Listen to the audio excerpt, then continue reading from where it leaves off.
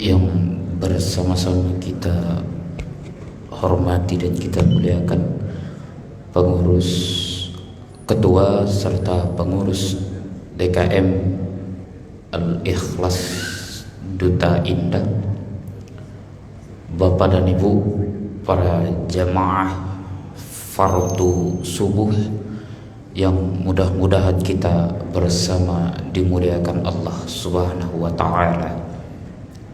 Alhamdulillahillazi arsala rasulahu bil huda wa dinil haqq liyuzhiru 'ala ad-dini kulli wa kafa billahi shahidan 'alima.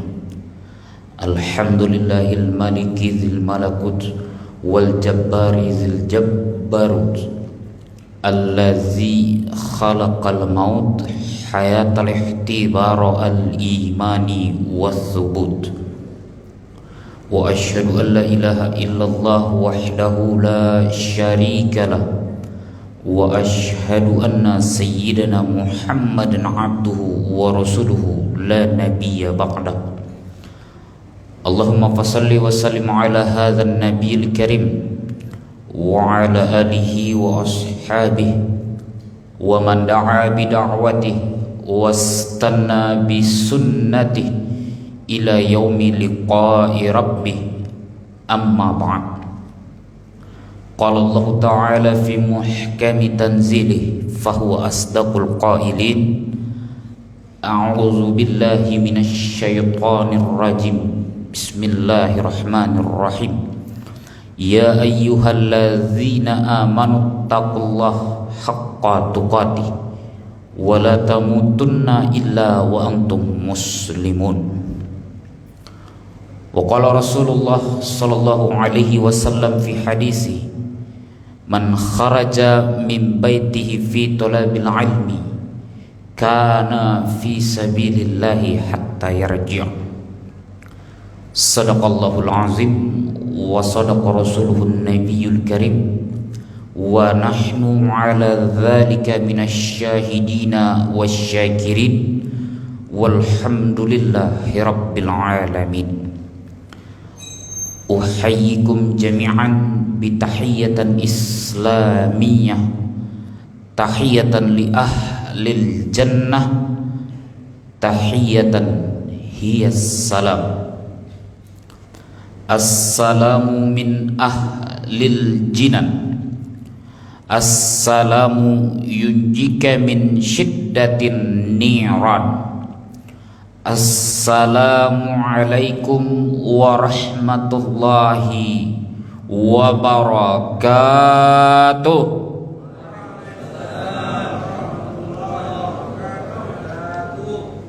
Sehat Bapak Ibu sekalian? Segar Pak? Soalnya terdengar dari jawaban salam, dilihat-lihat jamaah agak rame nih. Tapi mungkin yang menjawab cuman beberapa kayaknya nih ya. Udah pada sarapan Pak tadi Pak? Oh, pantas agak kurang jawaban salamnya tadi ya. Tapi insya Allah lah ya, mudah-mudahan bisa mengikuti kajian pagi hari ini dengan sebaik-baiknya insyaallah. Jadi ilmunya cepat sampainya Pak ya kan ya. Mudah-mudahan yang ada yang terasa lapar, karena kalau terasa lapar kayaknya untuk naik ke atas itu ilmu susah diserapnya Pak. Tapi mudah-mudahan Bapak Ibu para jamaah sekalian ya, bisa mengikuti kajian kita pagi hari ini, jadi bisa diresap ya. Jadi palingan ya nanti mungkin beberapa menit ke depan aja lah, sekitar 40 sampai 50 menitan lah insyaallah. Tapi kalau nggak sampai nanti bisa sampai 3 hari kajian kita nih Pak ya. Baiklah Bapak Ibu para jamaah Masjid Al-Ikhlas Duta Indah yang dimuliakan Allah, sebelumnya sedikit berbagi informasi yang seharusnya mengisi kajian kita pada pagi hari ini adalah guru kita Ustadz Rizal Siregar LCMA. Tapi tadi sore beliau mengabari saya bahwasanya anaknya lagi sakit di pondok pesantrennya. Jadi beliau harus berangkat ke pondok pesantren tempat anaknya menimba ilmu. Jadi saya tadi berkomunikasi dengan Pak Haji Adib ya. Jadi berkomunikasi dan alhamdulillah dapat menyambung silaturahmi, dapat meneruskan amanah dari beliau untuk mengisi kajian kita pada pagi hari ini. Jadi mudah-mudahan Bapak Ibu para jamaah sekalian tidak ada yang merasa kecewa Pak ya. Karena yang duduk sekarang di depan Bapak Ibu para jamaah sekalian ini adalah pemain pengganti sebutannya Pak. Tapi insya Allah ilmu materinya sama Pak ya, karena kita masih satu alma mater yang sama. Jadi insya Allah ilmunya sama, cuman gantengnya aja agak berlebih sedikit ya kan, karena masih terlihat lebih muda kan Pak ya. Baiklah Bapak Ibu para jamaah sekalian, itu tadi pembukaan kita. Sebagai materi kajian kita pada pagi hari ini, insya Allah akan kita kemas dengan tema Dinul Islam dan kemuliaannya. Alasannya adalah surah Al-Baqarah ayat 208, di mana di dalam ayat tersebut Allah berfirman, Ya ayyuhalladzina amanu dukhulu fis-silmi kafah, kata Allah. Wahai engkau orang-orang yang mengaku beriman. Diserukan kepada kita umat yang mengaku beriman kepada Allah, tak peduli tua maupun muda, tak peduli miskin ataupun kaya, tak peduli dalam keadaan sehat atau sakit sekalipun, selama masih ada iman kepada Allah di dalam hati kita, seluruh dari kita dihimbau oleh Allah, udkhulu fis-silmi kafah, kata Allah. Masuklah engkau ke dalam Islam itu secara sempurna, secara totalitas, menyeluruh. Dalam artian Allah melarang kita, jangan kau masuk Islam setengah-setengah. Kafah, kata Allah. Dan janganlah kalian mengikuti tabiat ataupun kebiasaannya setan. Innahu lakum aduwwum mubin. Sesungguhnya mereka adalah musuh yang nyata bagi kalian. Dari penggalan ayat tersebut, itulah materi kajian kita pada pagi yang penuh berkah ini, Dinul Islam dan kemuliaannya.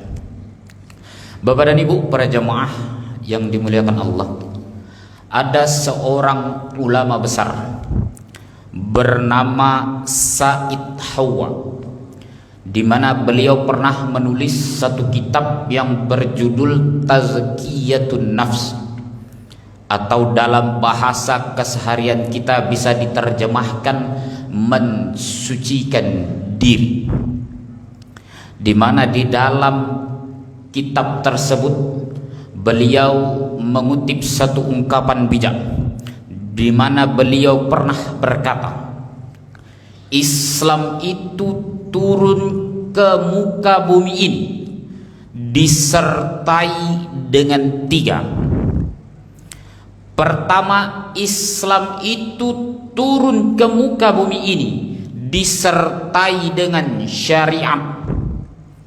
Apa itu syariat? Berasal dari kata syara'a, jalan, atau bisa juga menjadi kata syarat, aturan-aturan. Inilah mulianya agama Islam, Bapak dan Ibu para jamaah, di mana Islam itu turun disertai dengan aturan. Ada aturan yang dibuat oleh Allah yang harus kita laksanakan. Ada aturan yang bila mana kita lalaikan pasti akan mendapat ganjaran. Kenapa bisa kita sampai hati Pak meninggalkan rumah kita, melangkahkan kaki ke tempat yang sama-sama kita cintai ini, padahal mungkin kita masih mengantuk, masih belum puas kita tidur, tapi ketika kita dengar kumandang azan, as-salatu khairum minan naum, tak sampai hati kita untuk tetap di kasur kita. Kita tinggalkan kasur kita, kita pergi beranjak ke tempat ini, sebab ada syariat yang mengatur kita, Pak. Di dalam Al-Quran berulang-ulang jelas Allah berfirman, aqimis sholah li dzikri, dirikanlah sholat. Kenapa kita bisa nampak, ini kalau bapak-bapak nampak ganteng gitu sebutannya, Pak, ya kan, pakaiannya seperti ini. Kenapa kita bisa berpakaian seperti ini? Sebab ada syariat yang mengatur kepada kita, ada aturannya, Pak. Kalau zaman sekarang ini kan banyak orang miskin ya, Pak, terutama kaum perempuan ini, Bu. Kenapa kita katakan miskin? Banyak orang yang bajunya udah setengah jadi, udah dia pakai, iya kan? Banyak orang bajunya masih setengah, udah dia pakai. Serba salah kita lihat, ditarik ke atas, terbuka yang di bawah, diturunkan ke bawah, nampak pula yang di atas. Apa katanya kalau kita kasih tahu? Oh, ini kan modern, Pak Ustadz, katanya. Modern pula dia bilang, Pak. Padahal Dr. Zakir Naik pernah berkata, if exposure of body is modernism. Nah, ini bahasanya agak lain sedikit ini, Pak. Nggak akan kita jumpai di Al-Quran ini, Pak. Tapi ini kata-katanya cukup baik, cukup bijak. Ya. If exposure of body is modernism, jika menunjukkan tubuh itu adalah kemodernan, the animals are more modern than human, maka binatang lebih modern daripada manusia. Dan hebatnya, Pak, sekarang udah banyak monyet yang diajarin pakai baju. Ya, ini maaf cakap, Pak, anjing aja sekarang udah dikasih baju, Pak. Jadi kalau kita jumpai orang yang kayak begitu, yang kalau kita bilang, oh ini kan modern, gampang aja kita sebut, Pak. Kita kasih tahu aja, balik langsung jawab, jangan mau kalah kau sama monyet sama anjing, gitu. Ya kan? Nah, kalau kita kan enggak, ada aturan yang mengikat kepada kita. Dari mana batasan aurat laki-laki sampai mana batasan aurat bagi kaum perempuan. Ada syariat yang mengatur kepada kita. Inilah mulanya Islam. Islam itu turun disertai dengan aturan di muka bumi ini. Coba kita bayangkan, Bapak dan Ibu, para jamaah, jika kita hidup tanpa aturan di muka bumi ini. Jangankan beragama, bernegara pun kita pasti akan carut marut kalau tanpa aturan. Sudah diumpamakan oleh Allah, lahum qulubu la yafqahuna biha, mereka yang telah diberikan hati tapi hatinya tidak dipakai untuk Allah. Walahum a'yunu la yubsiruna biha, mereka telah diberikan penglihatan akan tetapi penglihatannya tak dipakai untuk Allah. Walahum adzanu la yasma'una biha, mereka telah diberikan pendengaran akan tetapi pendengarannya tak dipakai untuk Allah. Apa kata Allah? Ulaika kal an'am, orang-orang yang seperti itu layaknya binatang, balhum adal, bahkan bisa mereka lebih hina daripada binatang. Ya, inilah wujud nyata rasa kasih sayang Allah kepada kita, Pak. Islam itu turun ke muka bumi ini disertai dengan aturan-aturan, disertai dengan syariat. Itulah kemuliaan Islam yang pertama. Kemudian yang kedua, Islam itu turun ke muka bumi ini disertai dengan tauhid, berasal dari kata ahada yuwahhid, satu. Ilmu tauhid mengajarkan kita tentang kepercayaan. Percaya kita terhadap sesuatu yang tidak zahir, tidak jelas di mata kita, itu kita sebut dengan iman. Inilah mulianya agama Islam. Kita yang mengaku sebagai seorang muslim, kita yang mengaku sebagai beragama Islam, wajib hanya mengimani kepada yang satu. Sebab apa? Inilah, Pak, mulianya agama Islam. Tidak ada satupun agama di muka bumi ini yang Tuhannya sendiri jelas mengklaim diri sebagai Tuhan. Di dalam surat Toha ayat ke-14 jelas dan tegas Allah berfirman, Innani anallah, kata Allah. Sesungguhnya, kata Allah, sesungguhnya. Yang jika kita coba mengkaji dengan ilmu tamrinul lughah yang nantinya akan berakar kepada pelajaran ilmu nahwu dan sorof, di dalam ayat tersebut ada imbuhan namanya harfut taukid, yang jika kita pelajari dalam bahasa keseharian kita namanya imbuhan, penekanan. Innani ana, diulang oleh Allah. Sesungguhnya, menunjukkan kesungguh-sungguhan. Anallah, aku ini Allah. La ilaha illa ana, tidak ada Tuhan selain aku. Fa'buduni, maka sembahlah aku. Wa aqimis salata li dzikri, dan dirikanlah salat untuk mengingat. Inilah hebatnya, mulianya agama Islam, Bapak dan Ibu para jamaah. Tidak akan kita temukan satupun agama di muka bumi ini yang Tuhannya sendiri jelas mengklaim diri sebagai Tuhan. Oleh maka dari itu, barang siapa ada di antara kita yang mengaku sebagai seorang muslim, mengaku sebagai seorang yang beragama Islam, wajib hanya mengimani kepada yang satu, tidak ada Tuhan selain Dia. Dan hebatnya, Bapak dan Ibu para jamaah, seluruh sebutan yang mengandung zat ketuhanan di dalam Al-Quran, Allah pasti akan selalu memakai kata-kata ana, aku. Tidak pernah kita temukan Allah menyebutkan kata-kata nahnu ataupun kami. Pasti. Dan mulianya Bapak dan Ibu para jamaah, ya, Allah ini nama alif lam lam ha tersebut, ya, itu mengandung zat seluruhnya kepada yang satu. Ya, ini pernah saya jadikan bahan kajian, Pak. Jadi saya pernah mengisi kajian di salah satu universitas di Jawa Barat juga, ya, di mana di situ ada mahasiswi yang bertanya. Kebetulan ini mungkin agak-agak sedikit aktivis juga nih anak, ya. Apa disebutnya, Pak Ustadz, ya, nama Allah itu kan ada 99 yang kita kenal dengan sebutan Asmaul Husna. Lalu kenapa yang dipilih adalah alif lam lam ha tersebut? Dan hebatnya tidak masuk di 9 nama Asmaul Husna itu, Pak Ustaz. Nah, langsung saya jelaskan, ya. Karena inilah nama yang paling mulia. Seluruh hurufnya mengandung hanya kepada yang satu.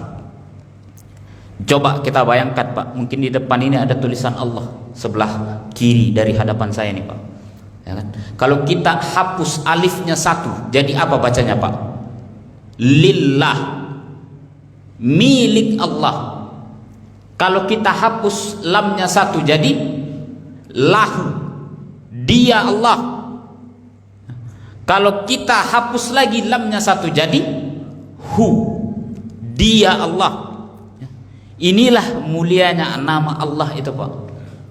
Makanya Bapak dan Ibu para jamaah, kita sebagai seorang muslim wajib hanya mengimani kepada yang satu. Tidak ada yang patut kita sembah selain Dia. Inilah kemuliaan agama Islam yang kedua menurut Said Hawa, Bapak dan Ibu para jamaah. Kemudian yang selanjutnya, Islam itu turun ke muka bumi ini disertai dengan qada dan qadar, atau kita kenal dengan sebutan takdir. Takdir itu ada yang memang sudah ditentukan oleh Allah, akan tetapi masih berupa pilihan kepada kita. Ada yang memang sudah ditentukan oleh Allah, akan tetapi hanya menjadi rahasianya. Kita angkat satu contoh. Takdir yang memang sudah ditentukan oleh Allah, akan tetapi masih berupa pilihan kepada kita tentang rezeki, ya. Sebagaimana yang difirmankan oleh Allah, wa ma min dabbatin fil ardi illa 'alallahi rizquha. Tidak ada satupun makhluk yang bergerak di muka bumi ini, kata Allah, terkecuali dijamin oleh Allah rezekinya. Ada satu kata kunci di dalam ayat tersebut disebutkan oleh Allah. Apa itu? Bergerak. Berdiam diri di rumah tidak akan mengubah ketentuan dari takdir rezeki kita. Sebagai contoh, air yang ada di depan saya ini rezeki saya apa bukan, Pak? Rezeki, ya kan? Tapi bisa nggak dia masuk ke mulut saya? Kalau nggak ada ikhtiar saya, usaha saya bergerak, bisa dia jalan masuk sendiri ke mulut saya? Kan enggak ya Pak ya. Tentu harus diangkat pakai tangan, dibuka dulu tutupnya, bismillah, diminum. Nah, ya kan? Nggak bisa dia bergerak sendiri air ini Pak. Ya, makanya masih berupa pilihan kepada kita. Dan ada satu hal yang harus ini banyak disalahartikan Pak. Rezeki itu selalu tentang materi. Ya, ini banyak mindset atau pola pikir sekarang ya, bahwa rezeki itu selalu tentang materi. Rezeki itu tidak selalu tentang materi Pak. Ya, contoh, saya datang hari ini, pagi ini, subuh ini ke Masjid Al-Ikhlas Duta Indah, kenal dengan Bapak Ibu para jamaah, ya, menambah tali silaturahmi, itu rezeki. Menambah tali persaudaraan, itu rezeki. Ya, dan rezeki itu tidak melulu tentang apa yang kita cari. Nggak semua yang kita cari itu adalah rezeki. Ya, contoh, air yang ada di depan saya ini tak pernah saya cari Pak. Tapi tahu-tahu saya datang ke sini ada di depan saya. Kalau saya minum, ada bapak yang berani protes Pak? Tentu enggak dong, karena ini kan udah jadi rezeki saya. Ya, jadi tidak melulu tentang materi dan tidak selalu tentang apa yang kita cari. Itulah rezeki Pak. Ya, itulah takdir ketentuan yang memang sudah ditentukan oleh Allah, akan tetapi masih berupa pilihan kepada kita. Ada yang memang sudah ditentukan oleh Allah, akan tetapi hanya menjadi rahasia.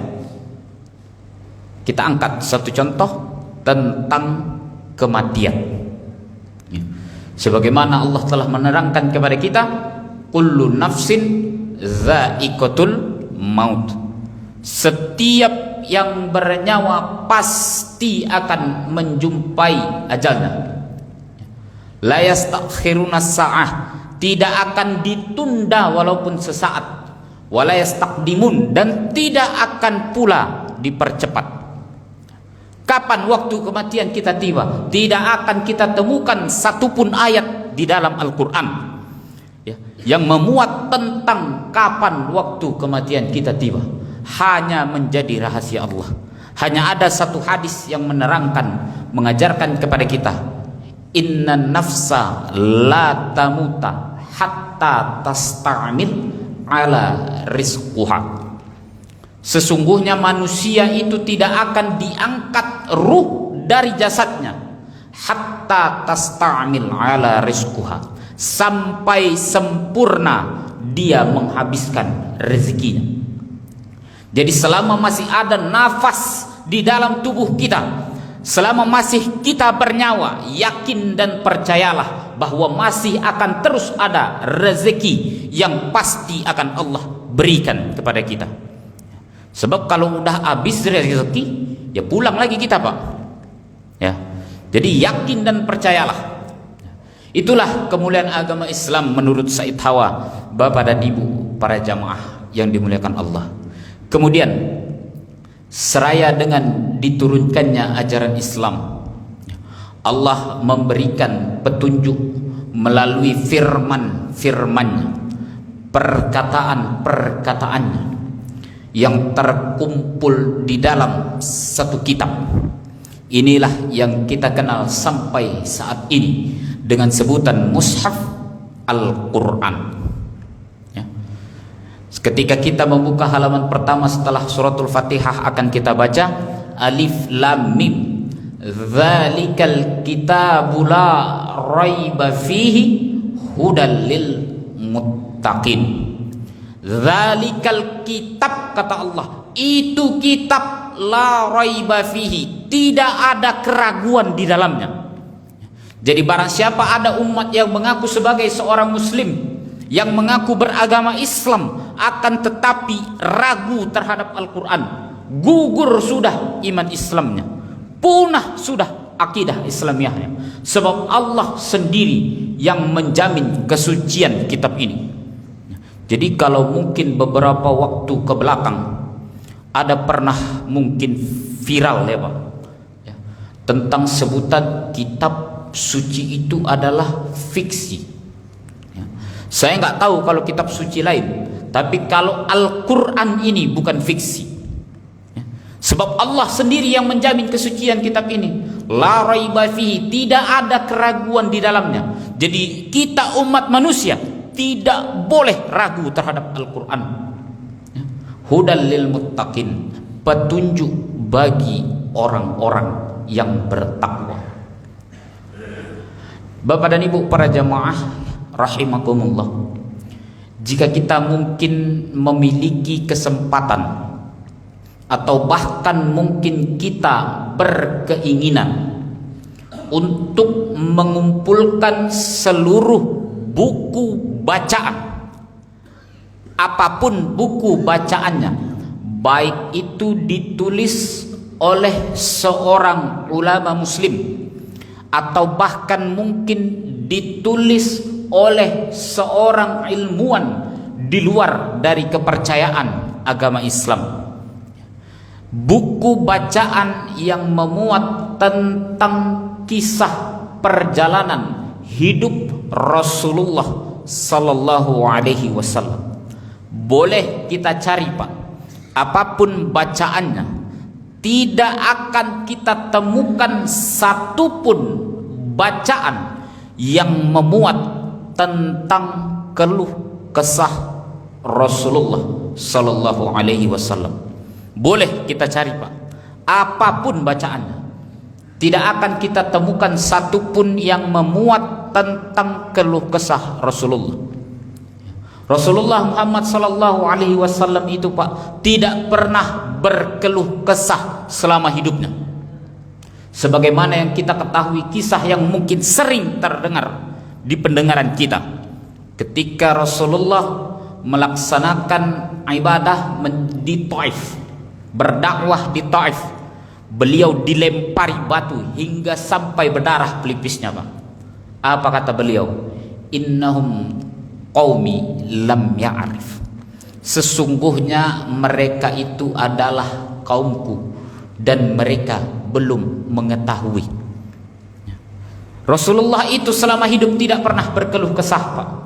Hanya ada satu keluhan Rasulullah, dan di mana satu-satunya keluhan Rasulullah ini langsung Allah catat dan Allah abadikan di dalam Al-Quran, tertuang di dalam surah Al-Furqan ayat ke-30, di mana di dalam ayat tersebut Allah berfirman, wa qala ar-rasulu ya rabbi inna qaumi ittakhadhu hadzal qur'ana mahjura.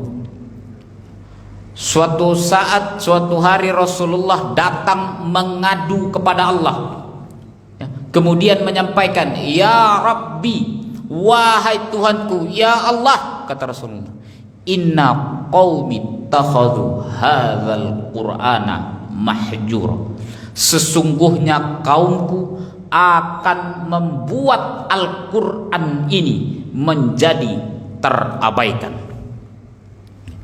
Inilah Bapak dan Ibu para jamaah, belakangan ini, akhir-akhir ini, di tengah kecanggihan era teknologi, membuat umat manusia seolah-olah lupa akan keberadaan Al-Quran, membuat umat manusia seolah-olah lalai terhadap Al-Quran.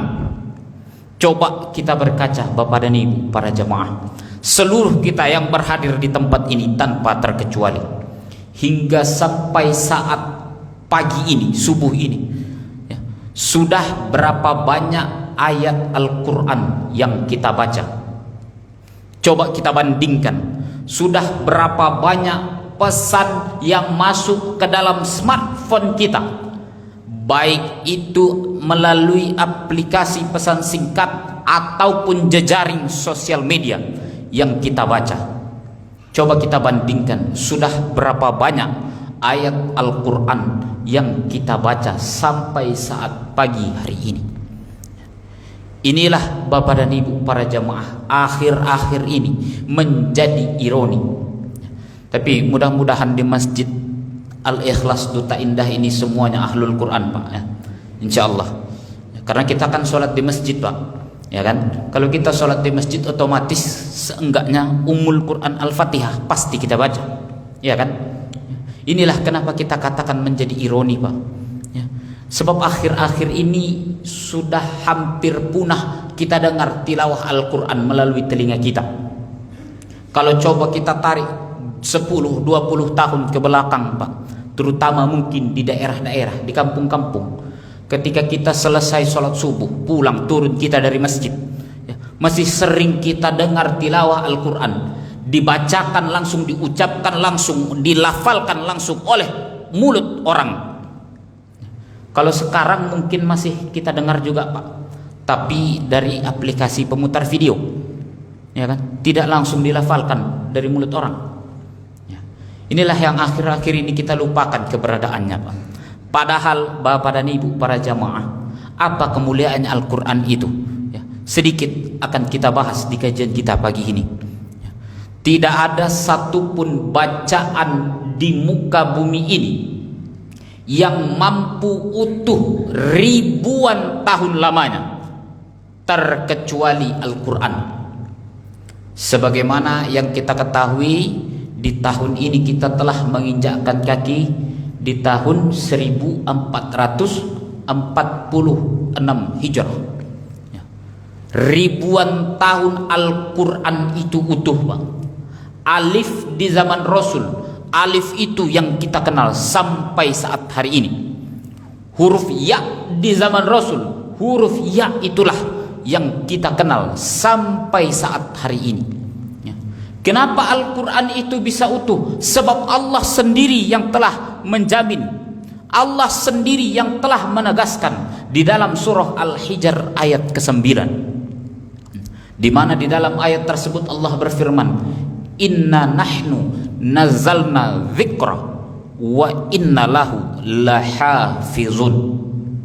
Sesungguhnya kamilah yang menurunkan Al-Quran itu, kata Allah. Kenapa di sini Allah memakai kata-kata kami? Sebab Al-Quran itu, Bapak dan Ibu para jamaah, dari awal turunnya hingga sampai kepada kita saat ini melibatkan beberapa keterlibatan, ya. Al-Quran itu adalah kumpulan firman, perkataan Allah, Dia yang maha suci, disampaikan kepada manusia paling suci di muka bumi, Muhammad sallallahu alaihi wasallam, melalui perantara malaikat Jibril, malaikat ciptaan Allah yang suci. Jadi sah dan wajar kita sebut kitab ini adalah kitab suci, karena dari awal turunnya hingga sampai kepada kita saat hari ini melibatkan keterlibatan mereka-mereka yang suci. Wa inna lahu lahafizun, dan kami pulalah yang akan menjaganya, kata Allah, ya. Hebatnya Al-Quran ini, Pak, 30 juz banyaknya, 114 surah terdapat di dalamnya, mampu dihafal oleh orang-orang yang diberikan mukjizat oleh Allah. Kayak kita di sini jamaah Masjid Al-Ikhlas ini, Pak. Ini saya yakin banyak hafiz Quran di sini, Pak. Ya, benar nggak, Pak? Ya, Pak. Kok nggak ada suaranya ini? Benar nggak, Pak? Ya. Atau coba kita tes lah, ya.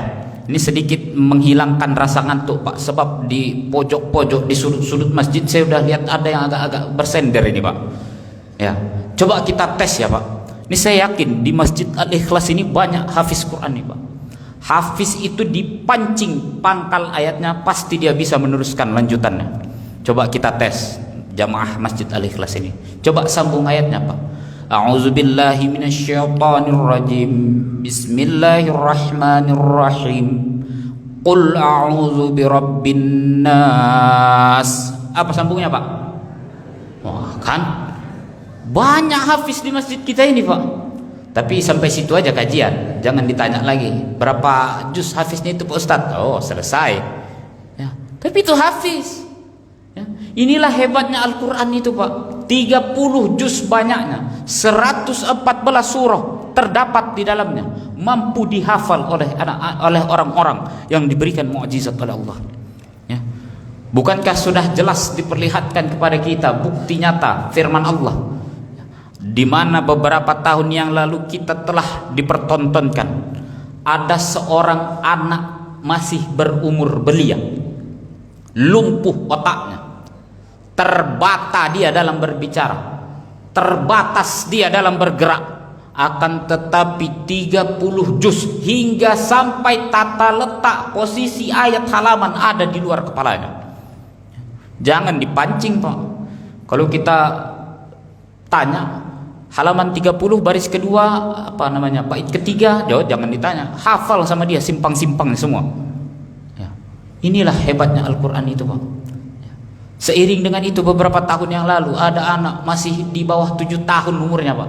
Namanya Ananda Musa. Kalau sekarang mungkin udah SD dia itu. Dulu pertama masih terbitnya dia, Pak. Terkenalnya dia. Ya, waktu masih umur-umur belia dia, Pak. Itu dia membaca tulis belum bisa.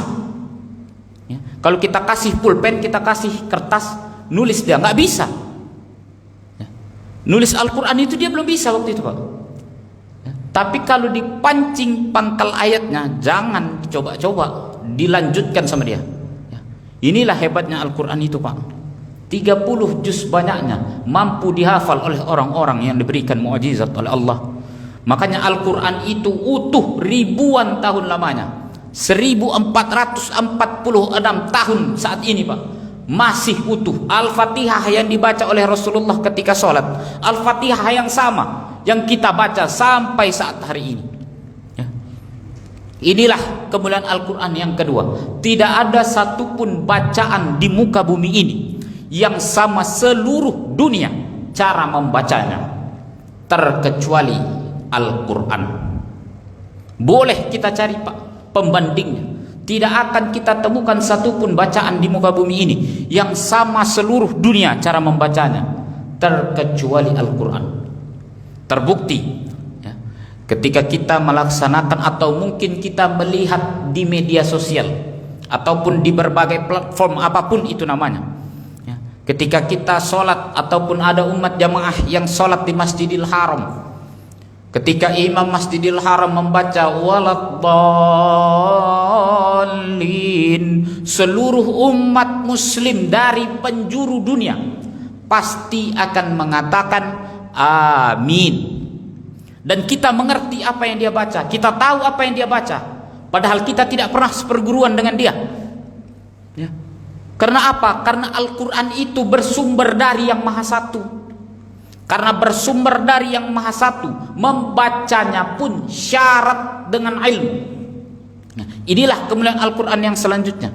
Tidak ada satupun bacaan di muka bumi ini yang sesensitif Al-Quran. Kenapa kita katakan sensitif? Ya.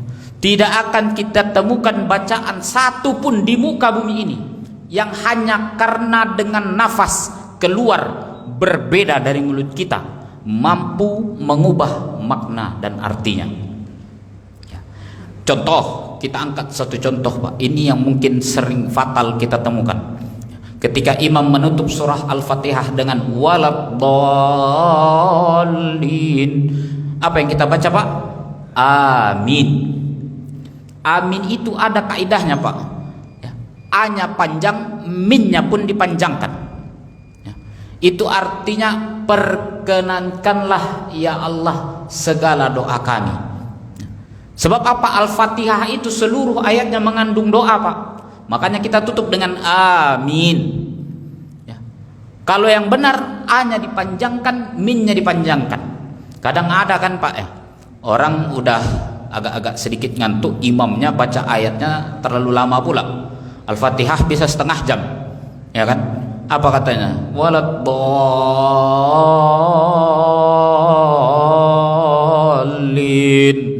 Yang di belakang jamaah udah kesel. Amin. Salah itu Pak. Ya. Kalau amin artinya adalah percayailah olehmu. Ya. Atau ada pula yang nyebut amin, A-nya dipanjangkan, A-nya dipendekkan, min-nya yang dipanjangkan. Ya. Itu bisa mengubah makna dan artinya juga.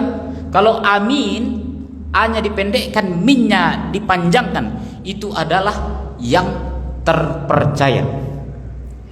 Salah satu gelar Rasulullah itu Al-Amin, yang paling terpercaya. Ya.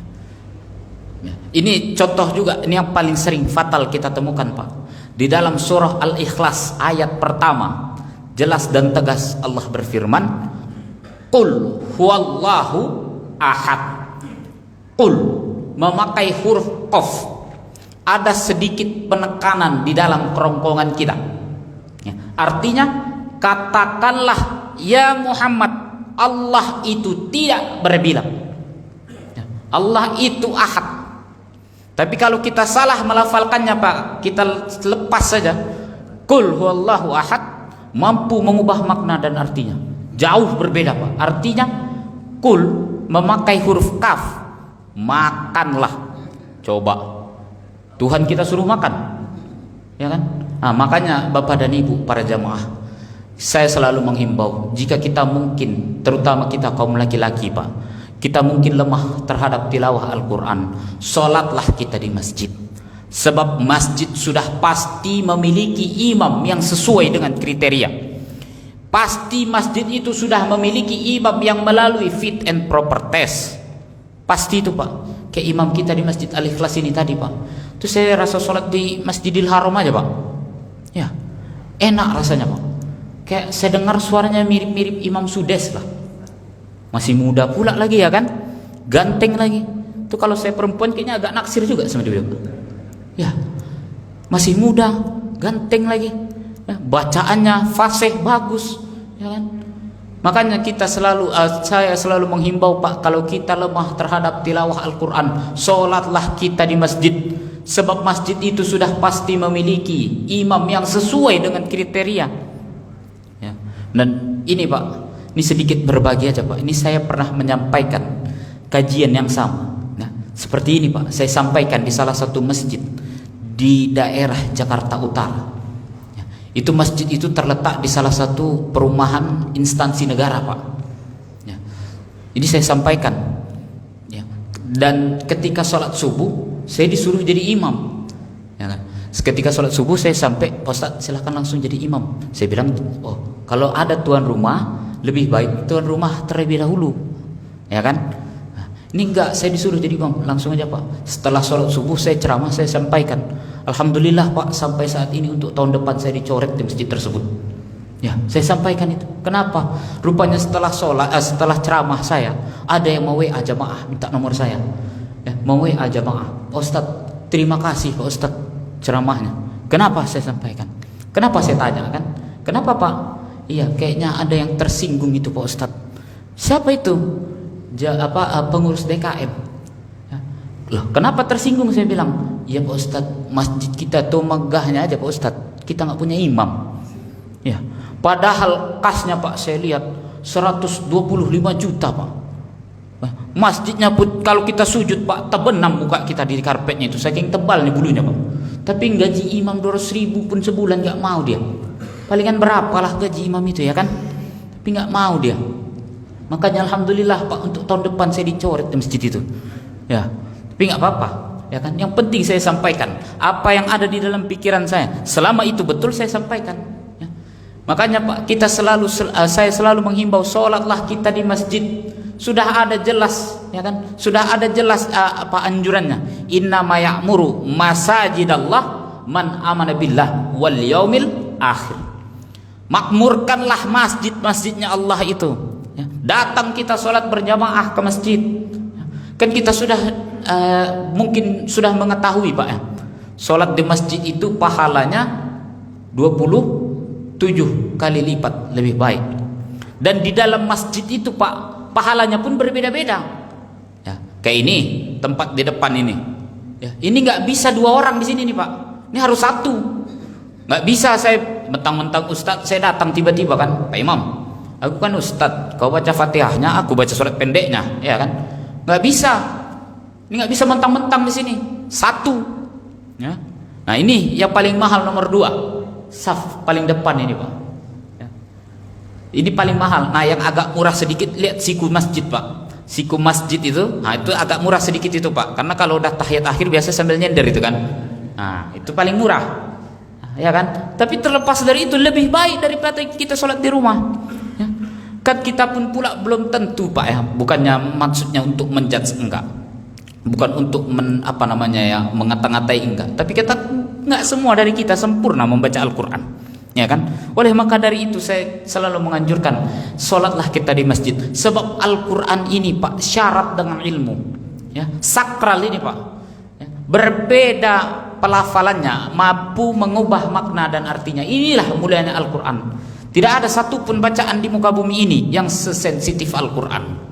Itulah kemuliaan Al-Quran Bapak dan Ibu para jamaah. Kemudian sebagai penutup kajian kita pada pagi hari ini, apa petunjuk yang terdapat di dalam Al-Quran?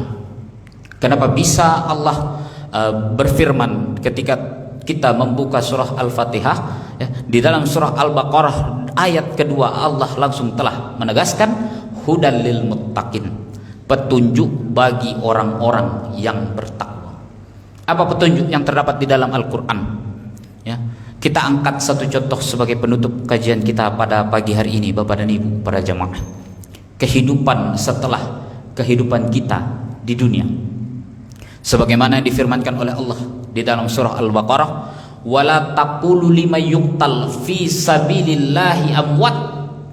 Janganlah kalian berkata, janganlah kalian berpendapat, ya, janganlah kalian berpersepsi kata Allah, lima yuqtal fi sabilillahi amwat. Barang siapa ada umatku yang mati kembali kepadaku kata Allah, amwat, dia mati begitu saja. Tidak kata Allah, bal ahya, bahkan mereka itu hidup. Ya. Ahya'un, kehidupan yang sebenar-benarnya. Walakin la tash'urun, akan tetapi kita diberi keterbatasan untuk merasakan apa yang mereka rasakan. Jadi mungkin ada di antara kita keluarga, sanak famili, atau bahkan mungkin orang tua kita yang sudah mendahului kita 10-20 tahun yang lalu, dia tidak mati begitu saja. Dia masih melihat apa yang dilakukan oleh anak-anaknya di muka bumi ini. Dia masih menanti uluran tangan dari anak-anaknya di muka bumi ini. Sebagaimana Quraisy Shihab dalam tafsir Al-Misbahnya pernah menyampaikan, orang yang sudah mati itu masih ada rezekinya. Jadi jangan khianati rezeki itu. Dari mana rezeki orang yang sudah mati? Hadis Rasulullah lah yang mengajarkan kepada kita. Idza matal insan in qata'anhu 'amaluhu illa min salasa. Ketika mati seseorang, terputuslah sudah, usailah sudah semua amalannya, illa min salasa, terkecuali 3 perkara. Ila min sadaqah jariyah, amal jariyah kita, au ilmin yuntafa'u bihi, atau ilmu yang bermanfaat, auladin solihin yada'ulah, anak-anak yang mendoakannya.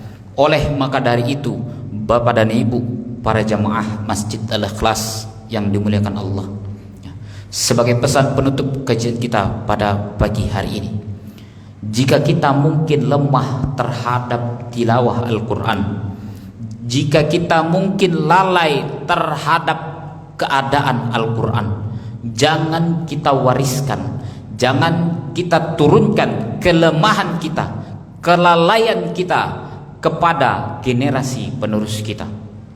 Tanamkan di dalam hatinya itu Al-Quran, tancapkan di dalam benaknya itu Al-Quran, agar supaya Al-Quran ini tidak lagi tinggal nama. Sebab Al-Quran jika tinggal nama Bapak dan Ibu para jamaah, alamat Islam itu pun pasti hanya akan tinggal nama. Didiklah mereka, tancapkan di dalam benaknya Al-Quran agar supaya Al-Quran ini tetap utuh 1000-2000 tahun ke depan, agar supaya Al-Quran ini tidak hanya lagi tinggal nama. Sebab Al-Quran jika tinggal nama, alamat Islam itu pun hanya pasti akan tinggal nama. Itulah kajian kita pada pagi hari ini, Bapak dan Ibu para jamaah. Ya, saya melihat sudah ada beberapa jamaah yang matanya agak terpejam, ya kan? Mungkin karena perutnya juga kosong. Tadi habis subuh mungkin bangunnya agak telat, jadi belum sempat sarapan. Apalagi di samping kiri hadapan saya ini ada, sudah disiapkan oleh pengurus, ya kan? Saya lihat-lihat mata Bapak agak keluar gitu. Jadi itu saja mungkin kajian kita pagi hari ini, Bapak dan Ibu para jamaah. Sebelum kita tutup kajian kita, mungkin ada yang mau bertanya atau ada yang mau marah-marah, silakan. Ada yang mau bertanya, Pak? Nggak ada. Alhamdulillah, hebat juga ternyata jamaah Masjid Al-Ikhlas ini. Ya, luar biasa, langsung sampai, ya kan? Langsung masuk, diserap oleh otak kita. Alhamdulillah kalau nggak ada yang mau bertanya. Ya, apa karena lapar ini, Pak? Mungkin bisa jadi, Pak, ya. Oke lah Bapak dan Ibu para jamaah, mudah-mudahan apa yang disampaikan dapat menjadi renungan bagi kita semua. Mudah-mudahan apa yang disampaikan mampu menyadarkan kita akan betapa pentingnya Al-Quran di dalam keseharian kita.